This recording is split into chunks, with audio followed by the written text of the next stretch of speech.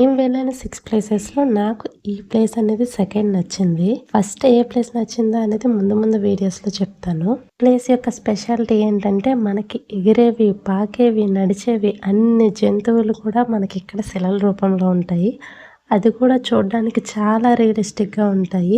నాకు ఈ ప్లేస్ ఎందుకు నచ్చిందంటే ఈ గ్రీనరీ ఎఫెక్ట్ గానీ, ఆ చెట్లు, ఆ కొండలు, వాటి మధ్యన ఆ శిలలతో చేసిన బొమ్మలు చూడ్డానికి చాలా అందంగా ఉండేవి. ఏమో మా మావయ్య రాయిలు నిల్చోబెట్టి ఏదో కోరుకుంటున్నట్టున్నారు. అంటే రాయి నిల్చోబెట్టి కోరుకుంటే నెరవేరుతదా అంటే ఏమో తెలీదు. అదొక నమ్మకం. అందులోనే చిన్నపిల్లలది ఒక చిన్న పార్క్ ఉంటే అక్కడ మా మావయ్య వాళ్ళు ఆడుకుంటున్నారు దానిలోన. ఎవరైనా చిన్నపిల్లలు చూస్తే తిట్టుకుంటారేమో మా బొమ్మలతో ఆడుకుంటున్నారనేసి.